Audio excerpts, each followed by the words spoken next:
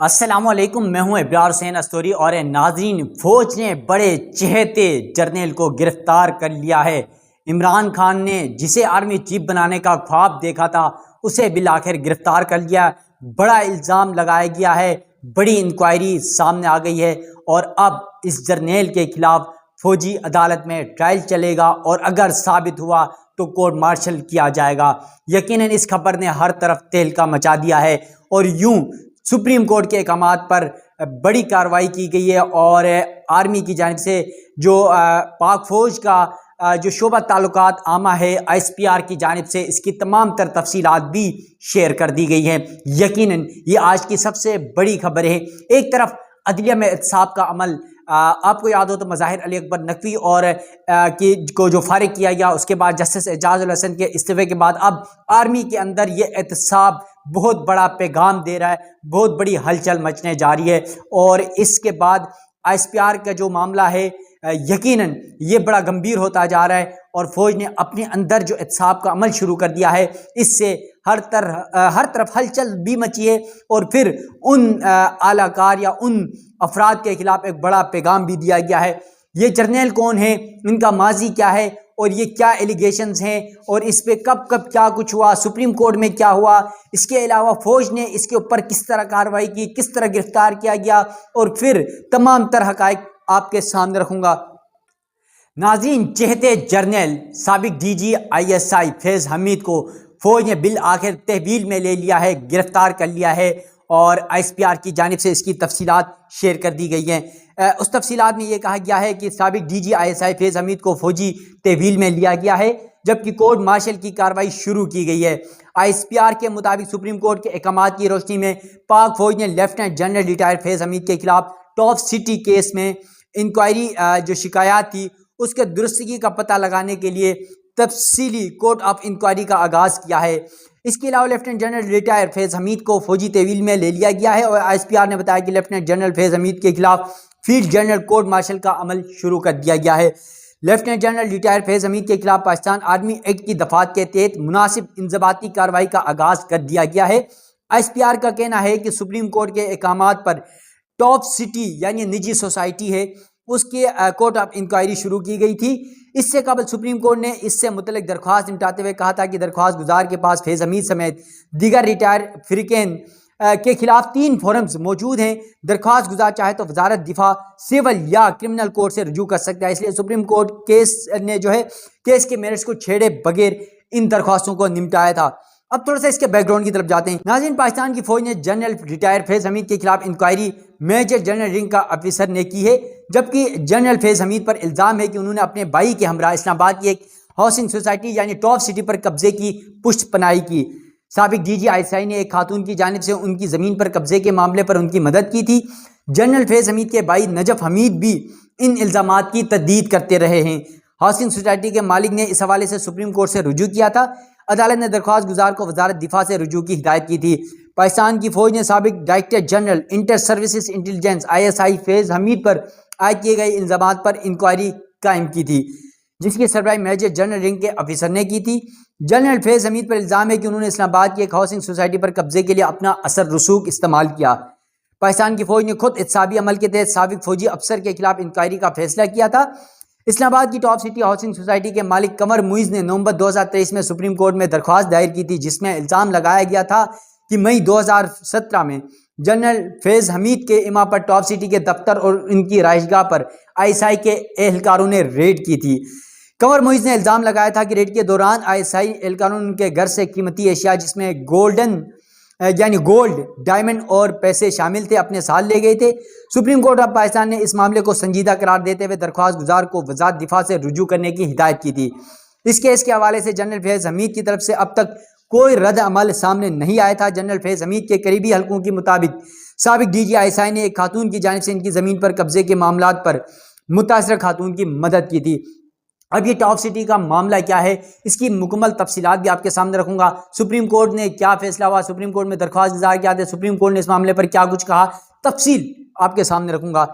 Top city scandal case میں general retire فیض حمید کے خلاف انکوائری۔ 8 نومبر 2023 کو ٹاپ سٹی کے مالک معیز احمد خان نے سپریم کورٹ میں ایک پٹیشن دائر کی جس میں انہوں نے آرٹیکل 184(3) کے تحت فائل کی گئی پٹیشن میں یہ الزام لگائے کہ سابق D G I S I lieutenant general Faiz Hameed نے اپنی اتھارٹی کو ان کے اور ان کی فیملی کے خلاف غیر قانونی طور پر استعمال کیا۔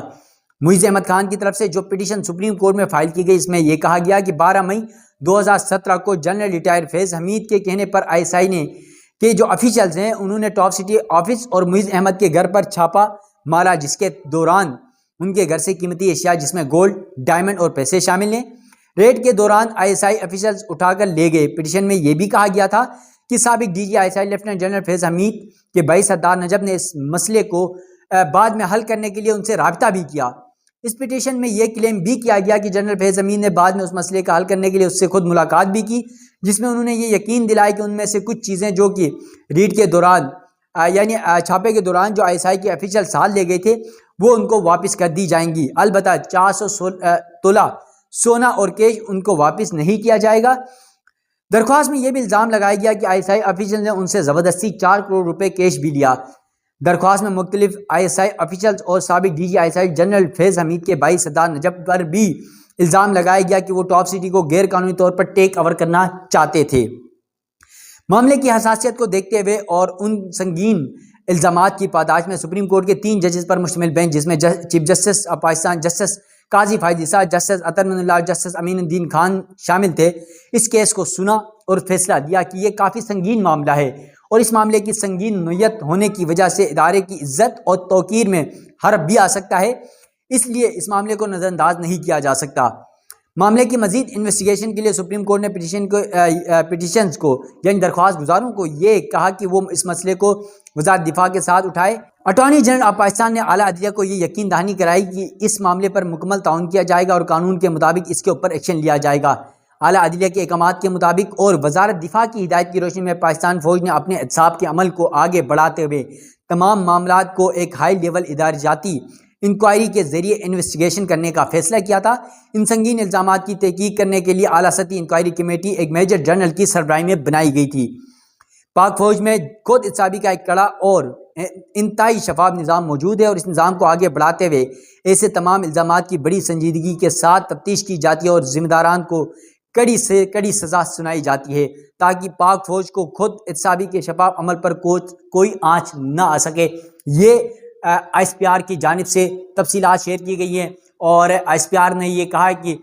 سابق D G I S I general جس کو عمران خان کا چہتا سمجھا جاتا تھا، عمران خان نے اپنی کچھ لوگوں کو یہ بھی بتایا تھا کہ وہ چاہتے تھے کہ ڈی جی آئی ایس آئی جو اس وقت کے تھے جنرل فیض حمید کو وہ آرمی چیف بنانا چاہتے ہیں، جس کے بعد جو ہے پاک فوج کے اندر بھی اس حوالے سے بڑی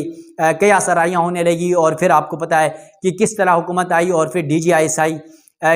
جو فیض حمید ہیں ان کو کس طرح پھر کور کمانڈر بنایا گیا تھا، کیا کچھ ہوا ماضی میں۔ اور آج بھی حکومت خاص طور پہ اس وقت کی جو موجودہ حکومت ہے یہ بھی الزام لگا رہی ہے کہ جو جنرل ریٹائر فیض حمید ہیں ان کے پیچھے جو ہے ان کے ساتھ جو تمام معاملات تھے وہ پی ٹی آئی کے تھے، اور خاص طور پہ یہ بھی تاثر پبلکلی ہے کہ پاکستان تحریک انصاف کو، عمران خان کو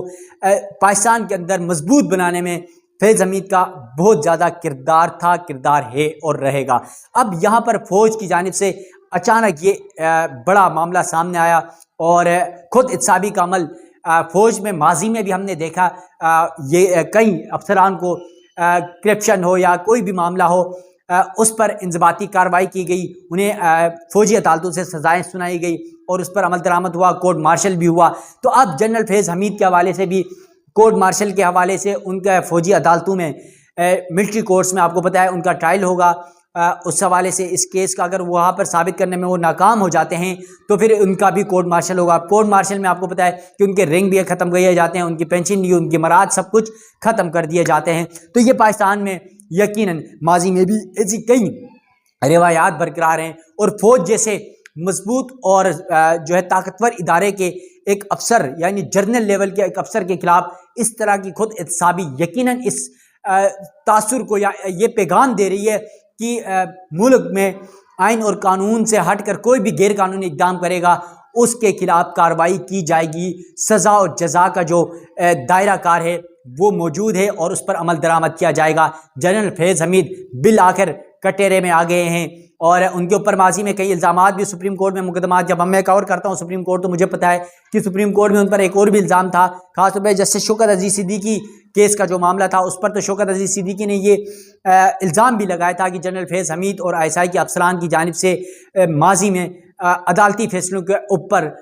پریشرائز بھی کیا گیا انہیں، اور اپنی مرضی کے عدالتی فیصلے سنانے کے لیے پریشرائز کیا گیا، اور یہ الزامات بھی ان کی جانب سے سپریم کورٹ کے اندر بھی بتائے گئے، الزامات بھی انہوں نے لگایا۔ اور پھر اب جنرل ریٹائر فیض حمید کٹہرے میں آ گئے ہیں، ان کے خلاف انکوائری شروع کر دی گئی ہے اور فوجی عدالت میں انکوائری ہوگی، ان کا ٹرائل ہوگا، اور اگر ثابت ہوا تو کورٹ مارشل ہوگا۔ تو آج کی اس خبر نے ملک میں تہلکہ مچا دیا۔ یقیناً چاہے وہ عدلیہ ہو، چاہے وہ پولیٹیشنز ہو، چاہے وہ فوج ہو، یا چاہے کوئی سا بھی ادارہ ہو، کوئی بھی شخصیت ہو، اگر وہ کوئی بھی غیر قانونی اقدام کرتا ہے تو اس کے خلاف آئین اور قانون کے مطابق کارروائی ہوگی اور اسے سزا بھی ملے گی۔ ناظرین، مجھے دیجیے گا اجازت، اللہ حافظ۔